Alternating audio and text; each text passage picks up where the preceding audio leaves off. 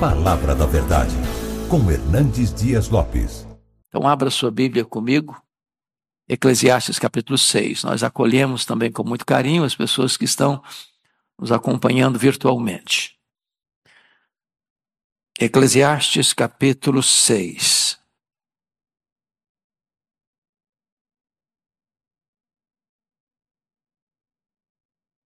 Lido o texto, mantenha a sua Bíblia aberta, por favor, nesta passagem comigo.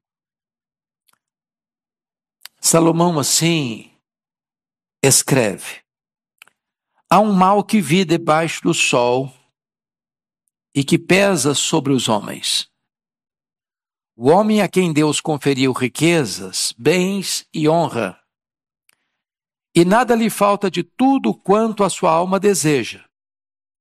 Mas Deus não lhe concede que disso coma, antes o estranho o come.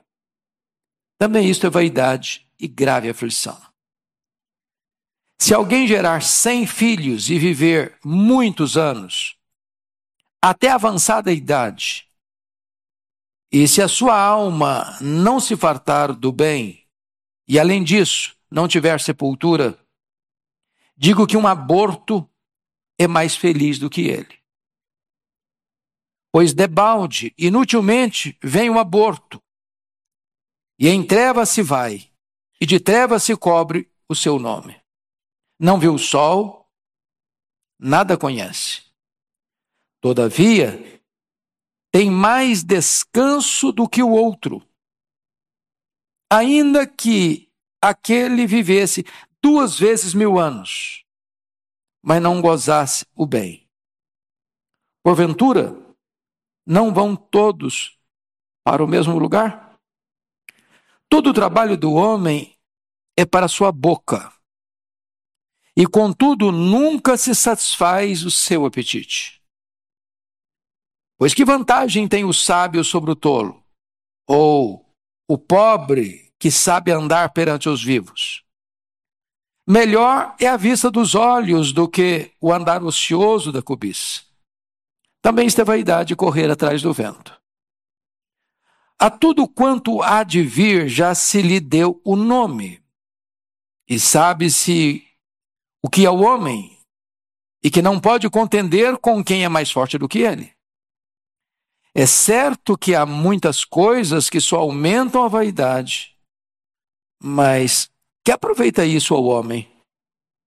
Pois quem sabe o que é bom para o homem durante os poucos dias da sua vida de vaidade, os quais gasta como sombra? Quem pode declarar ao homem o que será depois dele debaixo do sol? Bom, eu acho que pela própria leitura vocês já perceberam que este é um dos capítulos mais sombrios da Bíblia. Talvez um dos mais difíceis também de interpretar. O tema que eu vou dar para esse texto é as decepções da vida. As decepções da vida. Bom, vamos recordar um pouquinho sobre este livro de Eclesiastes, porque agora, nessa conjuntura aqui, é muito importante.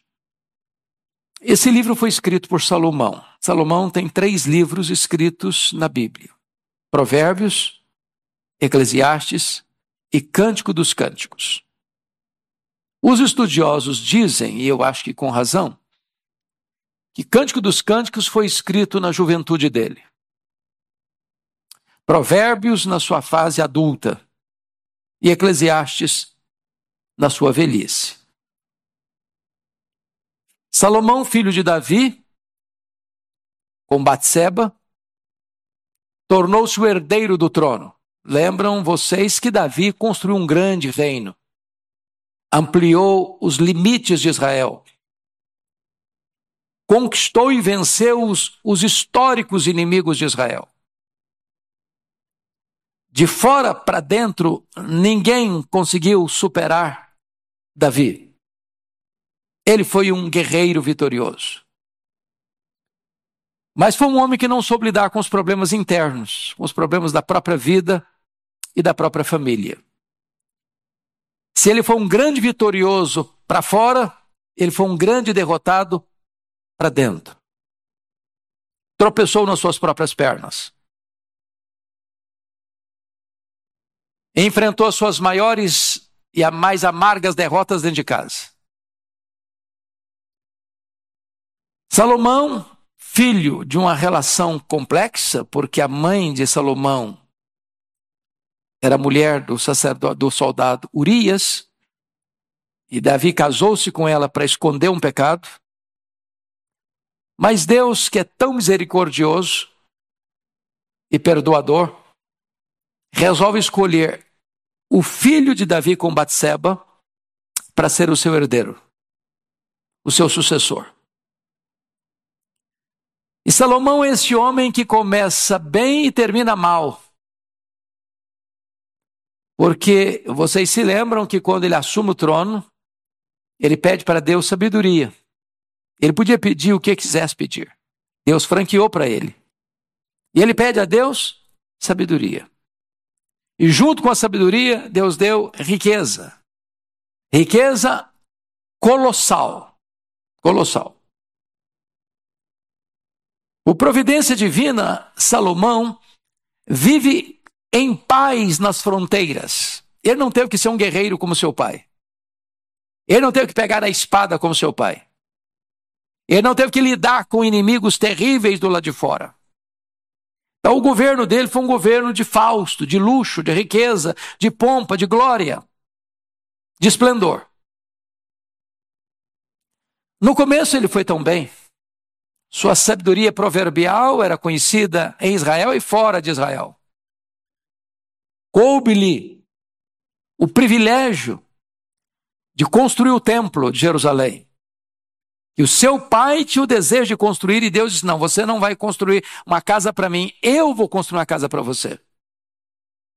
E com isso Deus está dizendo, eu vou construir para você, não uma casa física, eu vou construir para você uma casa permanente, no sentido de que seu herdeiro ou os que procederão de ti hão de reinar sempre.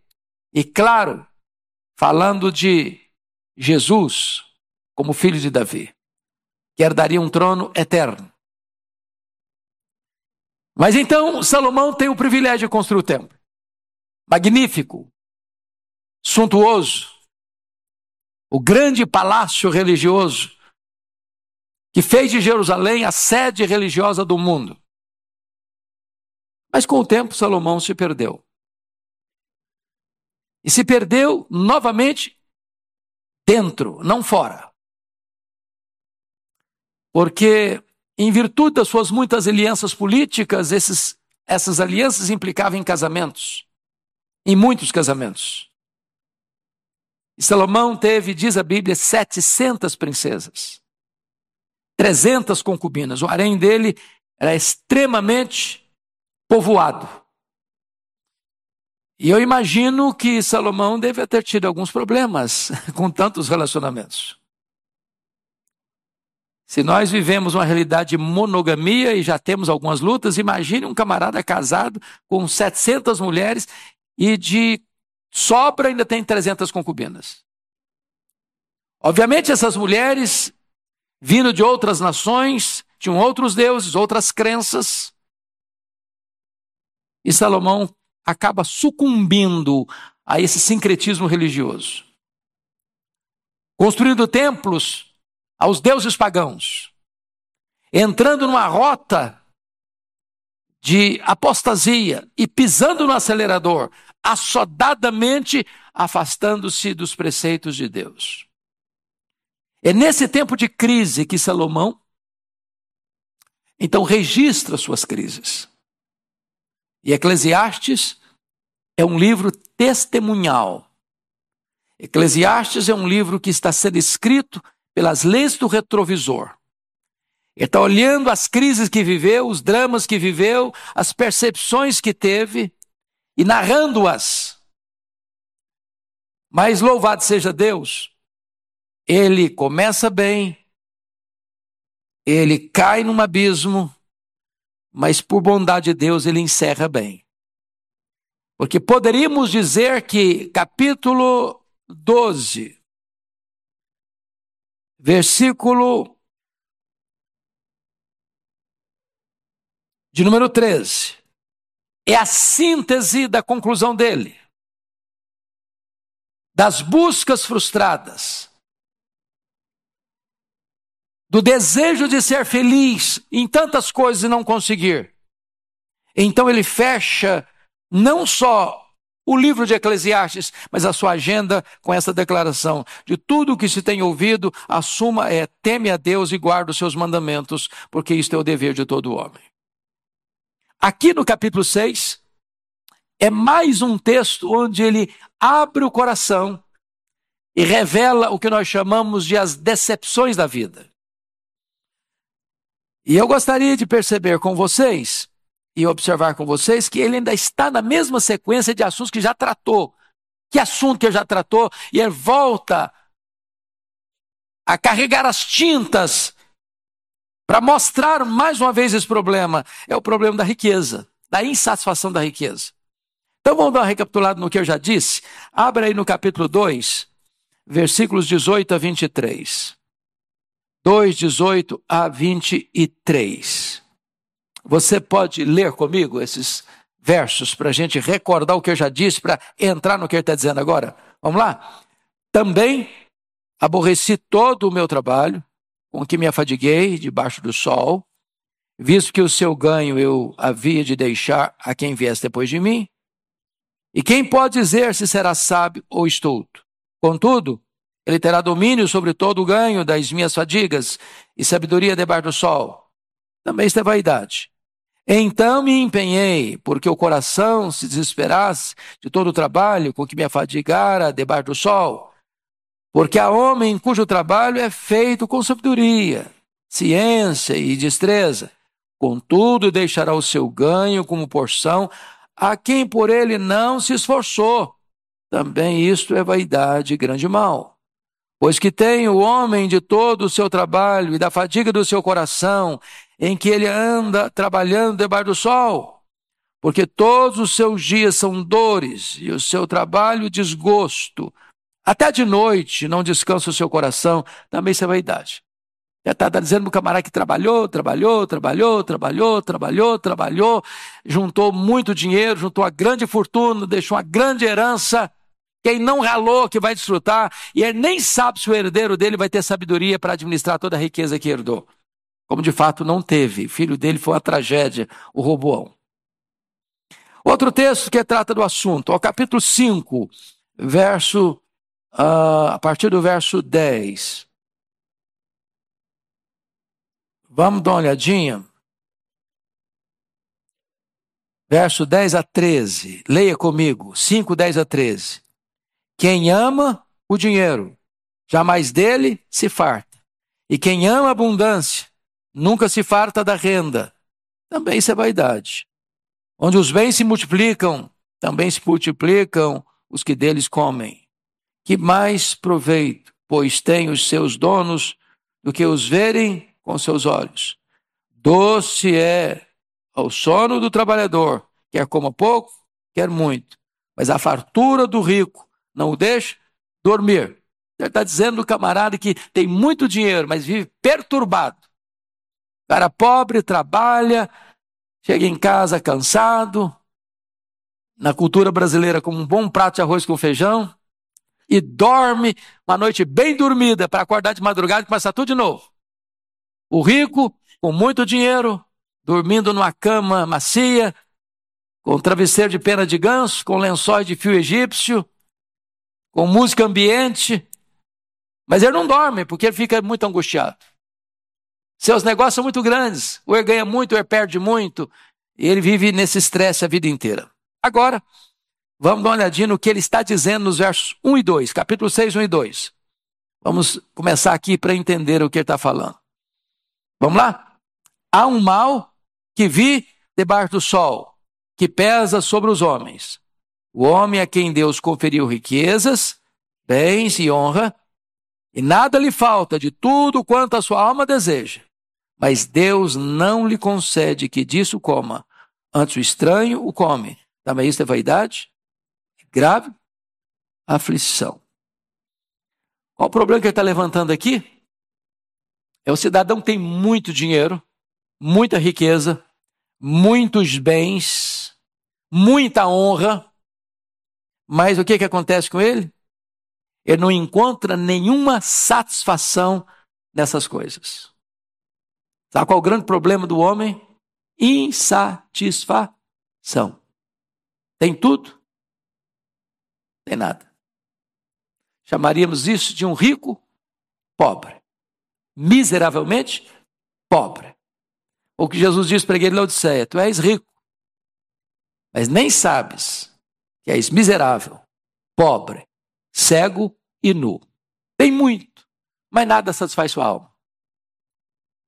Ele tem riqueza, ele tem bens, ele tem honra, é o cara. Todo mundo bate continência para ele. Para toda a sociedade, ele é o cara. Aplaudido aqui, condecorado lá, medalha de honra ao mérito ali, diplomas de realizações lá, mas nada daquilo preencheu o vazio do seu coração. Nada que tenhamos, meus irmãos, fica claro aqui para nós. Nós vamos examinar no texto agora. Nem riqueza, nem bens, nem honra, nem qualquer benefício legítimo como longevidade, grande prole, pode preencher o vazio do coração do homem. Às vezes a pessoa diz: não, se você tiver uma boa família, você vai ser um cara batuta. E o cara tem uma boa família e não é batuta coisa nenhuma. Se você viver 100 anos com saúde, com qualidade de vida, você vai ser muito feliz. E aí o cara vive 100 anos com qualidade de vida e ele não foi feliz coisa nenhuma. Se você tiver muitos filhos e filhos bons, você vai ser abençoadíssimo, sua vida vai ser plena. Aí o cara tem muitos filhos e tudo certinho e ele não encontrou satisfação. Sabe por quê? No capítulo 3, versículo 11, Salomão vai dizer que Deus pôs o que no coração do homem? A eternidade. A eternidade. E tudo aquilo que é terreno e temporal, transitório, não pode preencher o vazio do coração do homem. Então vamos à exposição do texto. A primeira coisa é a decepção da riqueza sem satisfação. É o que ele vai mostrar aí nos capítulos 1, nos versículos 1 a 6. Então, ele que já havia definido toda a trajetória da vida do homem debaixo do sol com vaidade das vaidades, agora ele vai mostrar uma decepção testemunhada no verso 1. Olha comigo. Há um mal que vi. Preste atenção aqui. Ele não está filosofando. Ele não está argumentando. Ele não está aqui conceitualmente definindo alguma coisa. Ele se apresenta como uma testemunha ocular. Ele viu, ele constatou. Não é que alguém lhe contou. Não é que ele leu em algum lugar. Não é que saiu um artigo numa revista especializada do assunto. Não, ele viu. Ele testemunhou. E o que ele viu? Há um mal que vi debaixo do sol e que pesa sobre os homens. E agora ele não diz que tipo de homem. Os homens. Generalizou todos os homens. E que mal é esse? Preste atenção. É Deus conceder riquezas, bens, honra. Quem concede isso? Segundo ele, Deus. Agora preste atenção. O próprio Deus que concedeu bens, riquezas e honra não concede a essa pessoa o desfrute dessas coisas.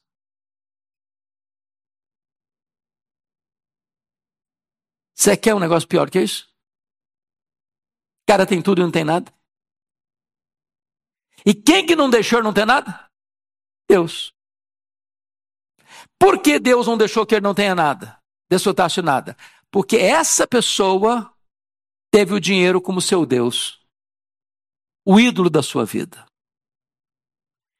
Então, quando o cara faz da riqueza, dos bens, da fama, da honra, do aplauso dos homens, do reconhecimento popular, a razão da sua vida, Deus dá a ele condições de ter dinheiro, ter muitos bens, ter muitas riquezas, ser o cara aplaudido da sociedade, o nome dele sai nas manchetes dos jornais, todo dia elogiando. E o próprio Deus está dizendo assim, tá bom, estou te dando isso aí. É o que você quer? Pode pegar. Mas tudo isso aí ainda não vai trazer sentido para a sua vida.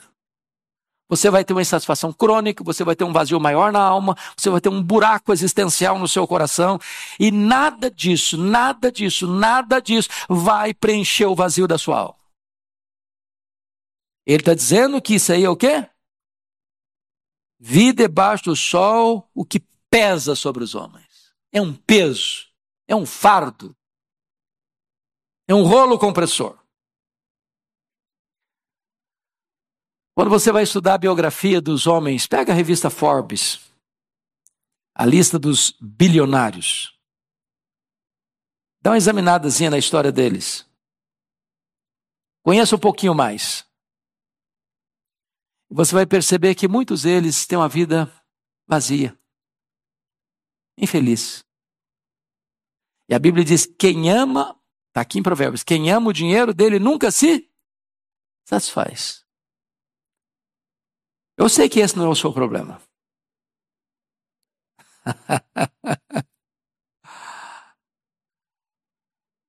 Você agradece a Deus o que Deus já lhe deu? Na linguagem do apóstolo Paulo, tendo o que comer, o que beber e o que vestir, com isso estejamos contentes? Porque a piedade com contentamento é o quê? Grande fonte de lucro. Mas o amor do dinheiro é a raiz de todos os males. E muitos nessa cobiça se atormentaram, se flagelaram com muitos tormentos. Se desviar da fé. Foi por isso que o Senhor Jesus Cristo afirmou que só tem dois senhores. E ele não disse que é Jesus e o diabo. Não é Jesus e César. Não é Jesus e o líder de uma nação. É Jesus e as riquezas. A riqueza é um senhor. É um feitor de escravos. Que requer adoração exclusiva. Devoção total. E quem se curvar diante de Mamon não consegue se curvar diante de Deus. Aí a pessoa tem a riqueza, ela tem os bens, ela tem a honra, ela é reconhecida pela sociedade. Mas Deus está dizendo, eu não vou deixar você desfrutar. Tudo isso aí que você tem não vai satisfazer você. Isso é uma coisa pesada para os homens. Segundo lugar, a decepção de ter riqueza, honra e prazer, mas não desfrutar de nada disso, é algo que é imposto pelo próprio Deus. Leia o 2 de novo comigo, vamos juntos. O homem a quem Deus conferiu riquezas, bens e honra, e nada lhe falta de tudo quanto a sua alma deseja. Mas Deus não lhe concede que disso coma, antes o estranho o come, também isso é vaidade e grave aflição. Entendamos uma coisa aqui. Na teologia nós chamamos de graça comum e graça especial. Não é verdade que Deus só abençoa o crente e não abençoa também o descrente. O que Jesus disse? Que a chuva e o sol vêm sobre quem? Os justos e os injustos.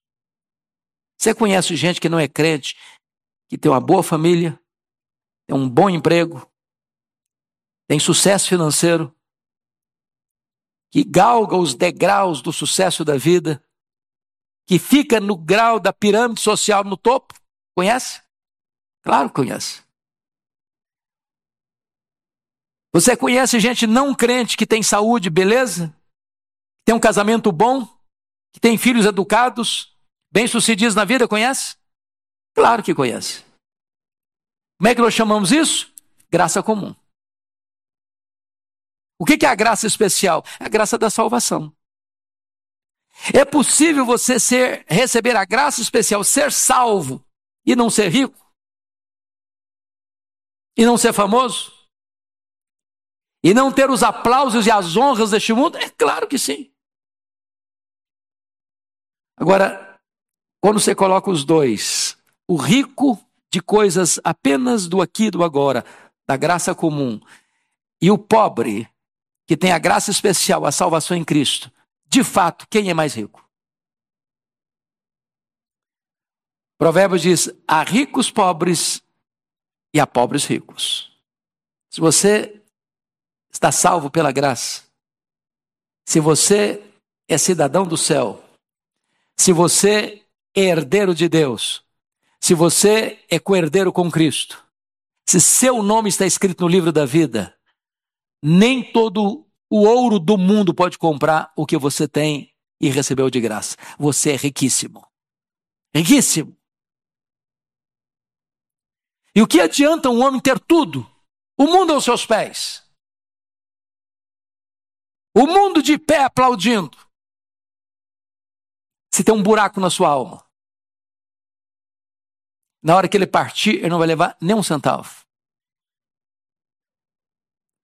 Essa é uma grande decepção descrita aqui no versículo 2. Deus dá riqueza, o cara ama o dinheiro, põe o coração no dinheiro, adora o dinheiro, serve ao dinheiro, é escravo do dinheiro, e Deus diz, então eu vou fazer uma coisa com você, eu não vou deixar você usufruir, eu não vou deixar você ter prazer, eu não vou deixar você satisfazer os anseios da sua alma, e você juntou tudo, quem vai comer é outro, quem vai usufruir é outro, quem vai desfrutar é outro. Eu não estou dizendo, irmão, que a pessoa não vai desfrutar no sentido da palavra desfrutar, não. O cara que é rico, ele vai fazer a viagem mais bonita, vai para o restaurante mais caro, ele vai para os hotéis mais requintados, ele vai rodar o mundo com seu jatinho particular, ele está desfrutando, mas aquilo não fez o quê? Preencheu o vazio do seu coração. Porque só Jesus preenche esse vazio. Só Deus satisfaz. Ele é escravo da ganância, ele é escravo da avareza. Rico, pobre, um miserável numa gaiola de ouro. Você conhece gente miseravelmente numa gaiola de ouro?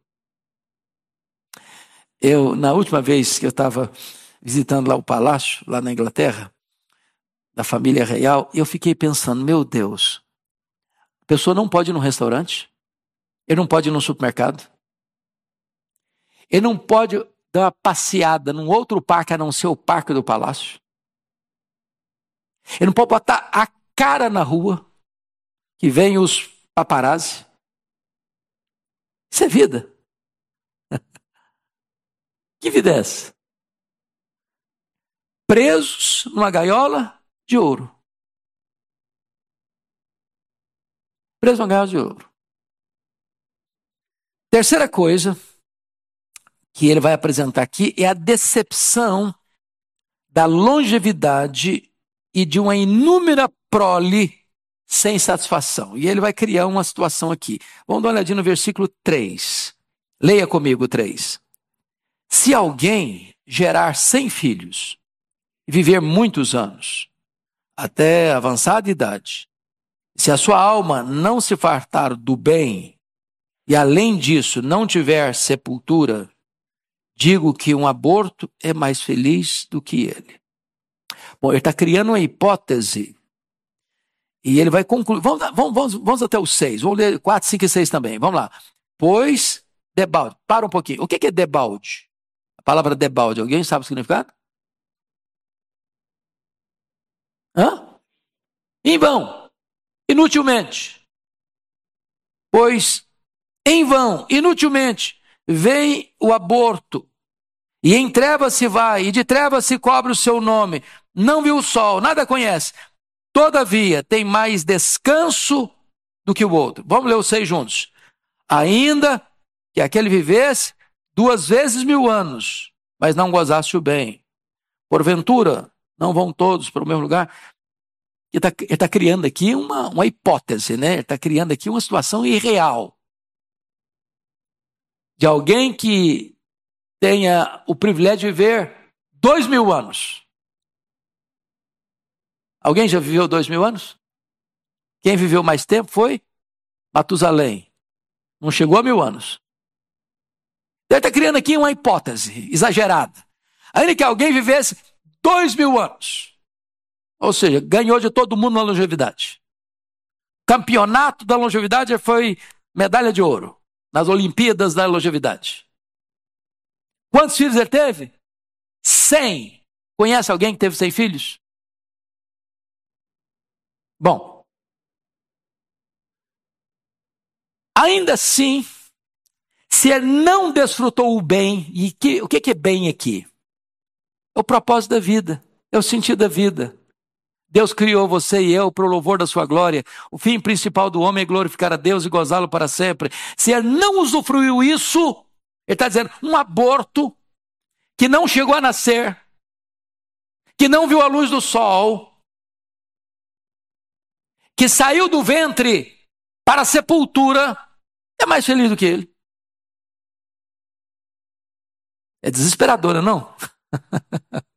Desesperador. Salomão aqui está carregando as tintas aqui para mostrar a decepção da vida. O que a sociedade diz hoje? Que o segredo da felicidade é ter uma vida longa. E é bom ter uma vida longa, não é não? Se alguém não quiser passar pela velhice, o segredo é morrer cedo. Agora, a velhice, como diz o Dr. Billy Graham, não é para os fracos.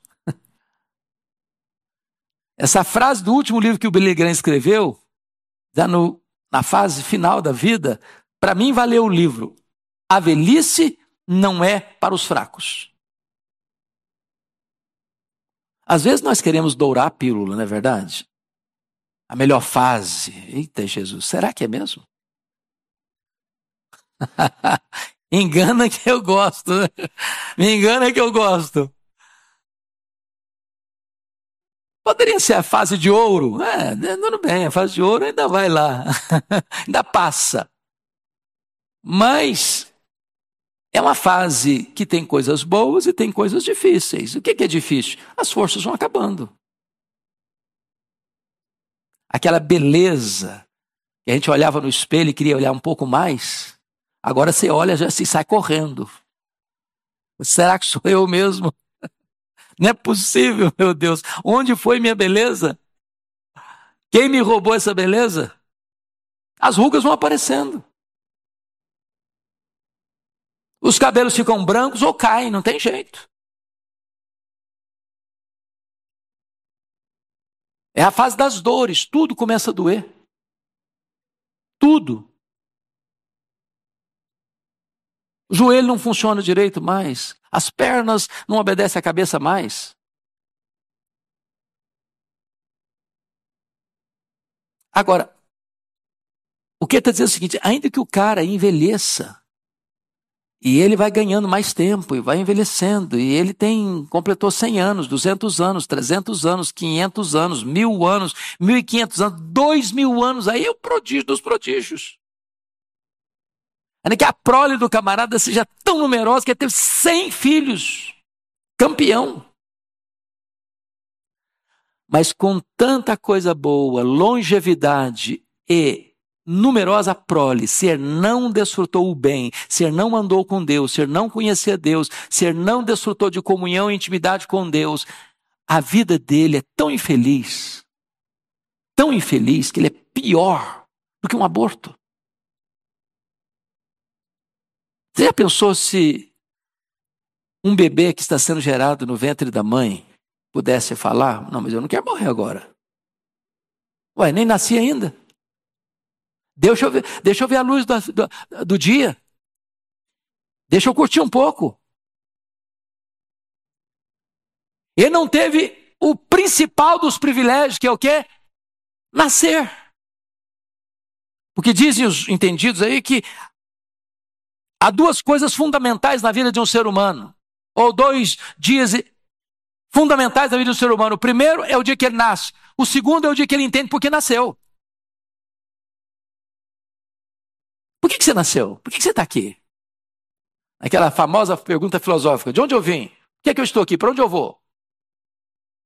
Qual a propósito da minha vida? Já parou para perguntar isso? Para que eu existo? Porque há pessoas que estão vivendo, estão empurrando a vida com a barriga. Mas nunca parar para pensar: por que eu estou aqui? Para que eu existo? Por que eu estou nessa família? Para que eu estou morando em São Paulo? Para que eu frequento a Igreja de Pinheiros? Para que eu estou na família que eu estou? Por que eu estou no trabalho que eu estou? Qual o propósito de Deus para a minha vida? O que Deus quer de mim? Para que eu estou aqui nessa conjuntura? Entender isso é fundamental. E esse autor está dizendo o seguinte, Salomão está dizendo o seguinte: se você, tendo as maiores bênçãos e as mais cobiçadas bênçãos, longevidade e prole numerosa, se você não entendeu isso, você é uma pessoa totalmente frustrada. Frustrada. O que ele está falando? Longevidade e prole são bênçãos da graça comum. Você conhece cara que não é crente, que morre com 100 anos? Nossa realidade aqui já é um prodígio, né? Você conhece cara que não é crente, tem uma família numerosa, e baixa a sepultura sem nunca ter a dor de ver um filho morrer? Não é uma coisa maravilhosa? Mas sem Jesus, até isso não satisfaz o coração. Quando eu vou para a Bíblia, eu encontro algumas pessoas, por exemplo, em relação a prole. O Roboão, filho do Salomão, a Bíblia não diz quantos filhos teve aqui, mas o Roboão, filho dele, de Salomão, sabe quantas mulheres ele teve? 18. O pai teve 1000. O filho teve 18. Teve 60 concubinas. Então, era um cara meio perturbado também, né, não? Vocês estão de mandando 78 mulheres. Sabe quantos filhos ele teve? 88 filhos. Bom, se for olhar do ponto de vista humano, esse cara aí é o cara, né? Foi uma tragédia. Ele foi uma tragédia. O reino de seu pai, tão suntuoso, foi rasgado. 10 das 12 tribos saíram do comando dele. Você pega a história de um Gideão. Quem está lembrado aqui do o juiz Gideão? Levanta a mão se você ouviu falar em Gideão. Todo mundo aqui, não já? Todo mundo. Sabe quantos filhos Gideão teve? 70. 70 filhos. Eu tenho certeza que não lembrava o nome de todos. Certeza. Eu ia chamar o José e queria chamar o Antônio. Ô José, ô Antônio, talvez o 50º era o filho que eu queria chamar. Sabe o que aconteceu com ele? Ele teve um filho fora do casamento. Sabe como é chamar esse filho? Abimeleque. Sabe o que aconteceu com esse filho fora do casamento? Seduziu o povo para dizer o seguinte: não escolha um dos filhos como rei, não, como líder, não. Porque tem muitos lá, a competição vai ser grande. Eu sou o único. Então, me indiquem como líder que vai ser melhor para vocês. Indicaram-no. Sabe o que aconteceu? Começo do governo dele, ele matou os 70 irmãos num dia só. Ele matou os 70 irmãos num dia só. Você já imaginou o que é isso? O fato de alguém ter longevidade, o fato de alguém ter prole, o fato de alguém ter riqueza, o fato de alguém ter bens, o fato de alguém ter honra, em si mesmo, não faz o quê? Preenche o vazio da alma.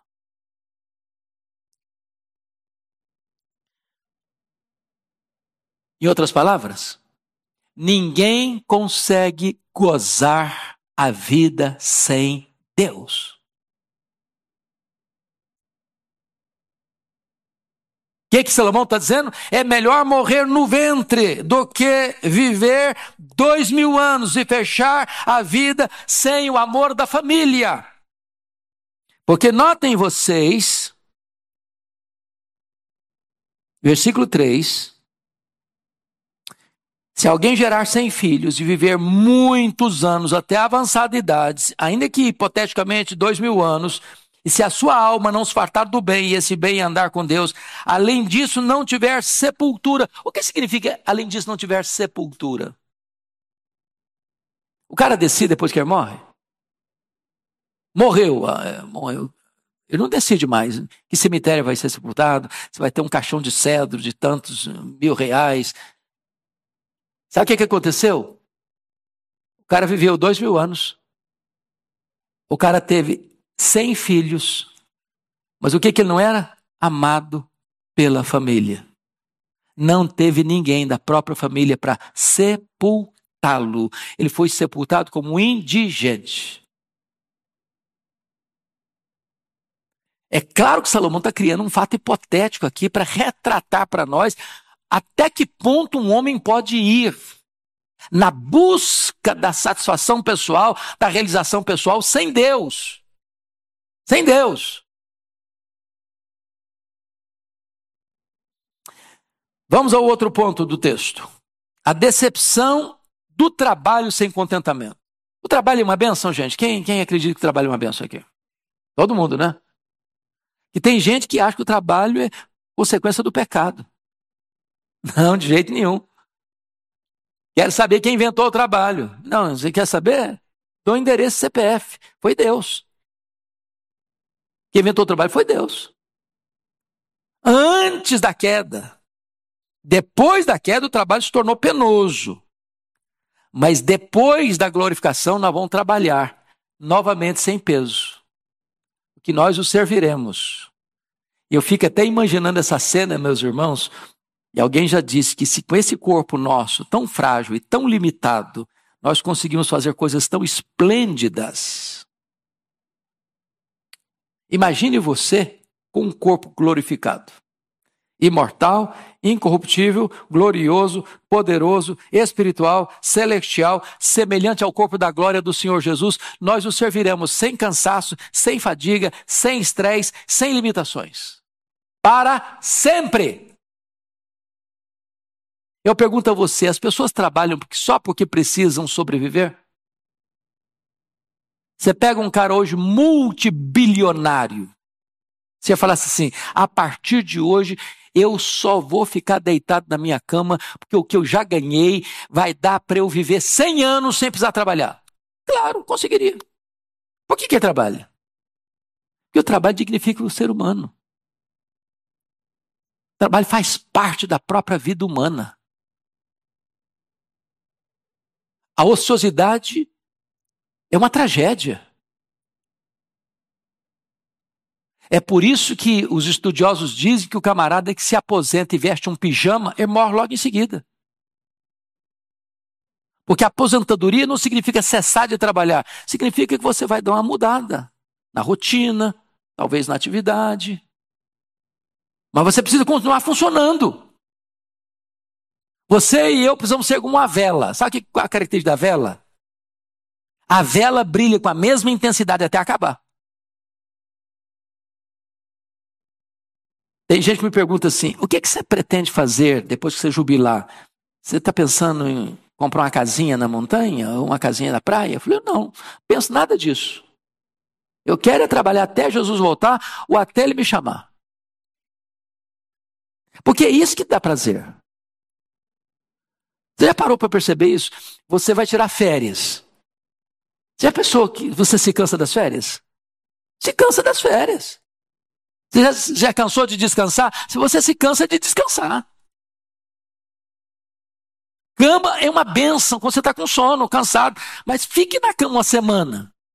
Você vai ficar na cama uma semana. Vou trazer café da manhã, vou trazer almoço, vou trazer jantar, vou trazer suquinho gelado. Daqui uma semana você não aguenta mais. Você está louco. Então, vamos ver o trabalho agora, o que ele vai dizer para nós. Versículos 7 a 9. Leia comigo. 6, 7 a 9. Juntos, vamos lá. Todo trabalho do homem é para a sua boca. E contudo, nunca se satisfaz seu apetite. Pois que vantagem tem o sábio sobre o tolo? Ou o pobre que sabe andar perante os vivos? Melhor é a vista dos olhos do que o andar ocioso da cobiça. Também isso é vaidade. Correr atrás do vento. Então ele está chamando aqui algumas coisas importantes. É muito triste o homem que só trabalha para comer. Muito triste. Ele só trabalha para atender as necessidades dele. Jesus disse lá em João 4, a minha comida consiste em fazer a vontade daquele que me enviou. Ou seja, tem algo mais importante do que se você comer um bom prato quando você está com fome. É fazer a vontade de Deus. Isso satisfaz você mais do que o alimento. O que Paulo disse em 1 Coríntios 10, 31? Portanto, quer comais, quer bebais, quer façais qualquer outra coisa, fazei tudo para a glória de Deus. Então vamos ver o que ele está mencionando aqui no versículo 7. Primeiro, o apetite insaciável. Todo o trabalho do homem é para a sua boca. Contudo, nunca se satisfaz o seu apetite. É come, come, come, come. E ele vai ter vontade de comer de novo, de novo e de novo. E ele nunca está o quê? Satisfeito. Quando Jesus diz assim, eu sou o pão da vida. Quem de mim se alimenta nunca mais terá fome. De que pão ele está falando? Do pão físico? Material? Não. Não. Ele está falando de uma satisfação que o pão da terra não pode dar. Ele está falando de uma satisfação interior que só Deus pode satisfazer. Meus irmãos, se nós pudéssemos hoje aqui escolher, selecionar as 10 coisas mais prazerosas da vida, do ponto de vista humano e terreno. Lembra aqueles livros lá, 100 lugares que você precisa conhecer antes de morrer? 100 isso que você precisa fazer antes de morrer? Hipoteticamente, imagine que você fizesse todas 100. Preencheria o vazio? Imagine que nós fôssemos selecionar aqui os 10 ou os 100 hotéis mais chiques do mundo e você fosse a cada um deles. Ou que você tivesse uma seleção dos 100 melhores restaurantes do mundo e você fosse em cada um deles. Ao final, você estaria com o peito preenchido, com o vazio preenchido? Agora sim, agora estou feliz. Não estaria, não.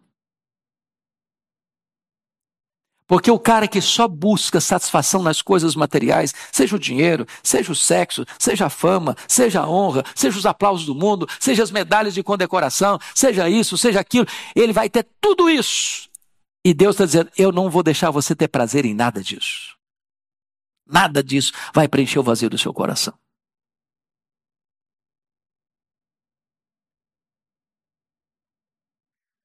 A segunda coisa, versículo 8. É a sabedoria insatisfeita. Pois que vantagem tem o sábio sobre o tolo? Ou o pobre que sabe andar perante o vivo? Hoje de manhã, no culto da manhã, o pastor Ival falou de determinados escritores que arrotam muita sabedoria e coisas muito profundas. E a pergunta é, será que essa profundidade toda planificou a vida delas? Que tem gente que acha que o chique é complicar as coisas simples. Você lê o cara, estou entendendo nada. É isso mesmo? Você lê de novo. Ou eu sou ignorante demais, limitado demais, ou esse cara é inteligente demais, mas que na verdade ele acha que ser chique é complicar o simples. Quando na verdade a beleza está em você simplificar as coisas profundas e complexas. Mas pense num cara sábio. Mas pense no mais sábio. Pense no cara que tem vários títulos de honra ou mérito, dos mais requintados. Prêmio Nobel. Pergunta para ele, isso deu o significado da sua vida? Lá no fundo preencheu o vazio do seu coração? E a resposta honesta é um sonoro não, não, não. Tudo que jogou para dentro, todas as taças dos prazeres que ele jogou para dentro, só aumentou ainda mais o vazio da sua vida. O mais sábio tem desejos insatisfeitos que só Deus pode satisfazer. Mas agora, em terceiro lugar, vai falar do desejo vagabundo. Desculpe da expressão. Vagabundo é aquele que fica vagando. Olha o versículo 9. 6:9. Melhor é a vista dos olhos do que o andar ocioso da cobiça. Andar ocioso da cobiça é o seguinte, o cara está cobiçando isso, ele está cobiçando aquilo, ele quer cobiçar mais um prazer, ele quer cobiçar mais uma aventura, ele quer cobiçar mais uma riqueza, ele quer cobiçar mais um bem, ele quer cobiçar mais uma propriedade, ele quer cobiçar mais um carro, e ele está vagando para cá, ele está vagando para lá, e ele está desesperado, correndo para lá, para cá, para lá, para cá, para lá, para cá, para lá, para cá, e ele não consegue parar e agradecer o que ele já tem. Sabe qual é o risco disso? Chama-se insatisfação.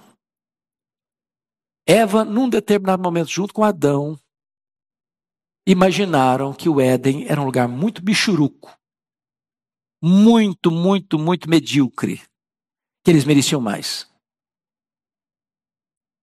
E aí caíram. E arrebentaram com a gente também.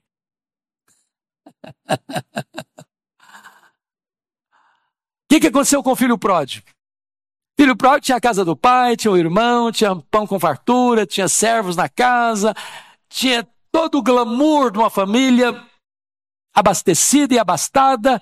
De repente ele pensou, não, isso aqui não vale nada. Está muito ruim, essa casa aqui tem nada, está com nada. Eu acho que a vida está pulsando lá no país distante. Meus irmãos, toda vez que o ser humano acha que ele merece mais, que o que ele tem não é bom, não é suficiente, ele vai ser um eterno infeliz. Não está feliz na casa que mora, não está feliz com o carro que anda, não está feliz na empresa que trabalha, não está feliz com o salário que tem, não está feliz com o marido que tem, não está feliz com a esposa que tem, não está feliz com os filhos que tem, não está feliz com a igreja que tem, não está feliz na cidade que mora, não está feliz no país onde vive, ele não está feliz. A infelicidade está dentro dele. Tem satisfeito. E aí é a porta da tentação. Aí é o quintal do inferno. Aí é a antessala da perdição. É por isso que Paulo escreve para Timóteo o seguinte: a piedade com contentamento é grande fonte de lucro. Lá em Filipenses, o apóstolo Paulo, no capítulo 3, versículo 19, ele diz que algumas pessoas só se preocupam com as coisas terrenas. O cara se casa por dinheiro, ele se divorcia por dinheiro, ele se corrompe por dinheiro, ele mente por dinheiro, ele vende a alma dele pro diabo por causa de dinheiro, ele morre por dinheiro, ele mata por dinheiro. E a hora que ele tem o dinheiro não satisfaz. Lembra dos bandeirantes?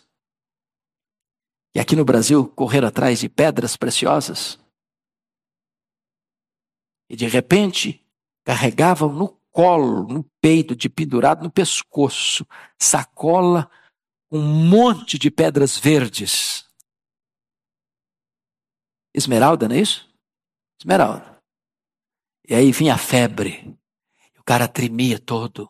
E a morte chegando, e o cara tentava empurrar aquele saco de pedras preciosas para dentro dele. mas não resolvia. Não resolvia. Preocupação com as coisas materiais. Melhor é você ter o pouco com desfrute que ter muito e não usufruir nada. E quando eu falo usufruir, eu não estou nem falando no aspecto de poder comprar a melhor roupa, ir no melhor restaurante, comprar o melhor carro, morar na melhor casa.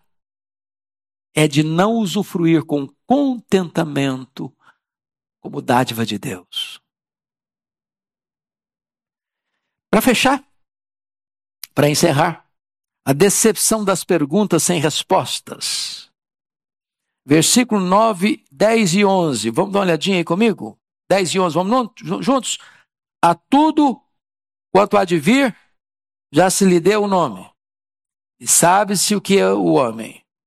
E que não pode contender com quem é mais forte do que ele. É certo que há muitas coisas, isso aumenta a vaidade. Mas que aproveita isto ao homem? O homem não pode mudar o curso da história, nem contender com Deus. Os nomes já foram atribuídos, tudo já foi rotulado e categorizado. Em outras palavras, o homem não ganha discussão com Deus. Tenta discutir com Deus. Tenta entrar numa disputa com Ele. Paulo, escrevendo aos Romanos, diz: quem és tu, homem, para discutir com Deus? Pode, porventura, um vaso discutir com quem fez o vaso, o oleiro? O vaso não manda no oleiro, é o oleiro que manda no vaso. Não entre nessa discussão com Deus, você vai perder. Pega o livro de Jó. Vocês lembram dos golpes que Jó sofreu? Perdeu seus bens, enterrou seus filhos, perdeu a sua saúde, perdeu o apoio da mulher, perdeu o companheirismo dos amigos. E o que ele fez? Fez 16 perguntas para Deus. Por quê? Por quê? Por quê? Por quê? Por quê? Por quê? Por quê? E por quê? Parecendo criança de 4, 5 anos. Criança de 4, 5 anos é a fase das perguntas. Por quê? Por quê? Por quê? Por quê? Por que eu não morri e não vento a minha mãe? Por que eu não morri ao nascer? Por que a minha mãe não estava com seios músculos direitos para morrer de fome? Por que o senhor não me mata de uma vez? E por quê? E por quê? E tal. E aí, não contente com as perguntas, ele vai para as queixas. E ele fez 34 queixas contra Deus. O que Deus fez? Silêncio. Não respondeu nenhuma das perguntas. Quando Deus resolveu falar, Deus não respondeu nenhuma das perguntas, nenhuma das queixas. Deus fez 70 perguntas para ele. 70. Todas retóricas. E Deus perguntou: ô Jó, onde você estava quando eu lançava os fundamentos da terra? Onde você estava quando eu cercava as águas do mar? Onde você estava quando eu espalhava as estrelas no firmamento? O que Deus está fazendo com Jó? Jó, você, meu filho, é muito pequeno. Você está querendo desafiar a mim? Você está querendo ganhar a discussão de mim? Você precisa compreender quão grande eu sou. O que ele está mostrando nesse texto, meus amados irmãos, é que há perguntas que nós fazemos e aqui podemos não ter respostas.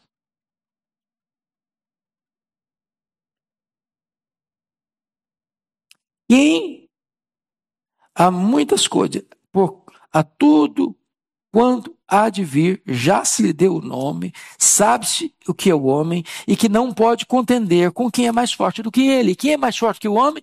Deus. Contenda com Deus, não.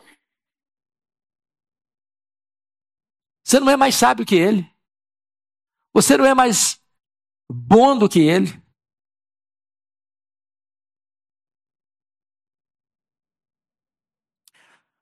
É certo que há muitas coisas que só aumentam a vaidade. Mas que aproveita isso ao homem. Então, vamos fechar com o último ponto? Você pode ler o verso 12 comigo, o último versículo? Vamos juntos? Pois, quem sabe o que é bom para o homem durante os poucos dias da sua vida de vaidade, os quais gasta como sombra? Quem pode declarar ao homem o que será depois dele, debaixo do sol? O homem não tem resposta para os dilemas da vida e da morte, porque as grandes perguntas aqui têm a ver com a vida e têm a ver com a morte. Você já parou para perguntar por que fulano vive apenas alguns meses no ventre da mãe e vira um aborto? Notinha de rodapé. Deus não trata o ser humano que está sendo gerado como uma coisa, como uma massa, mas como um ser humano. É por isso que a igreja é categórica em reprovar o aborto. É um ser. A vida começa na concepção. Por que algumas pessoas nem nascem? Por que outras morrem ao nascer? Por que outras vivem apenas a infância e morrem? Por que as outras, no vigor da juventude, morrem? Por que outras vivem uma vida longeva? E ainda pior, por que pessoas piedosas morrem cedo? Por que gente má, perversa, tem vida longa? Eu estava vendo um filme sobre a Segunda Guerra. Um dos principais criminosos da Segunda Guerra morreu de velhice. Levou milhares de pessoas à morte. E aí você vê um missionário piedoso, como David Brainerd, morrer com 29 anos. Você sabe explicar isso? Você sabe por quê? Eu tenho perguntas, mas nem sempre tenho as respostas. E eu preciso o quê? Me calar. Porque eu não posso discutir com quem é mais forte do que eu. O barro não pode perguntar para o oleiro, por quê? Submete-se. Cale-se. O silêncio tem hora que é mais sábio do que os discursos. Mas, se eu não consigo explicar a brevidade da vida e a inevitabilidade da morte, ele está dizendo que a vida aqui debaixo do sol, ela não vai ter explicação nem satisfação, a não ser que você olhe a vida acima do sol, na perspectiva de Deus.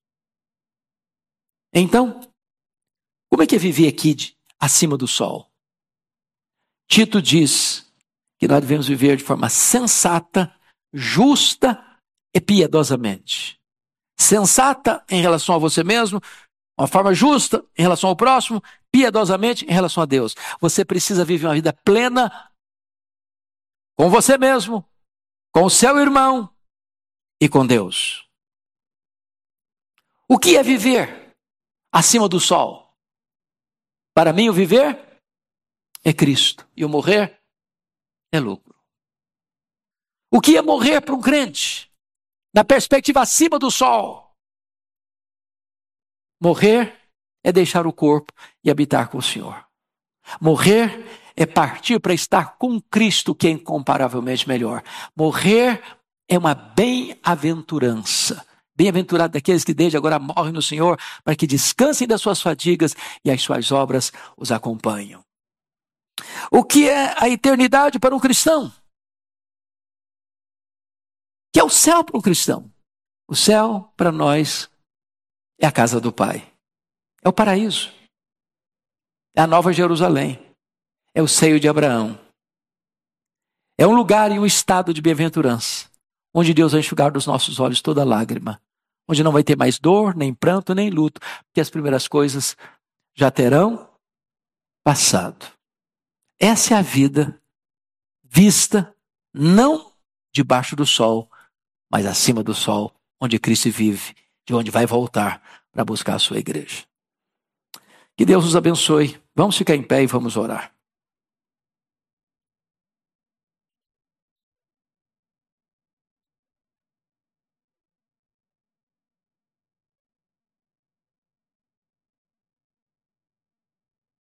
As coisas do aqui não satisfazem. As melhores coisas não satisfazem. Sem Deus, nada satisfaz. Mas você não precisa viver uma vida de eterna insatisfação e permanente decepção. Se você correr para Jesus, Ele tem para você vida e vida em abundância. Bendito Senhor, louvado seja o teu nome, pela tua palavra, que nos mostra o caminho do homem que busca satisfação naquilo que não pode preencher o vazio da sua alma. Ao mesmo tempo, esta palavra revela-nos que tu tens para nós vida plena, maiúscula, superlativa, abundante, eterna. E que só na tua presença há plenitude e alegria, e só na tua presença e à tua destra há delícias perpetuamente. Se porventura alguém aqui entrou, ou alguém está nos acompanhando, cuja vida ainda está vazia, está correndo para lá e para cá em busca de satisfação, que nesta manhã este coração se renda a Jesus e encontre nele a própria vida eterna.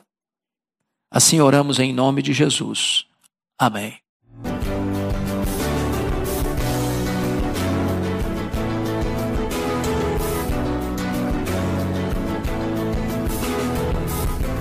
Palavra da Verdade, com Hernandes Dias Lopes.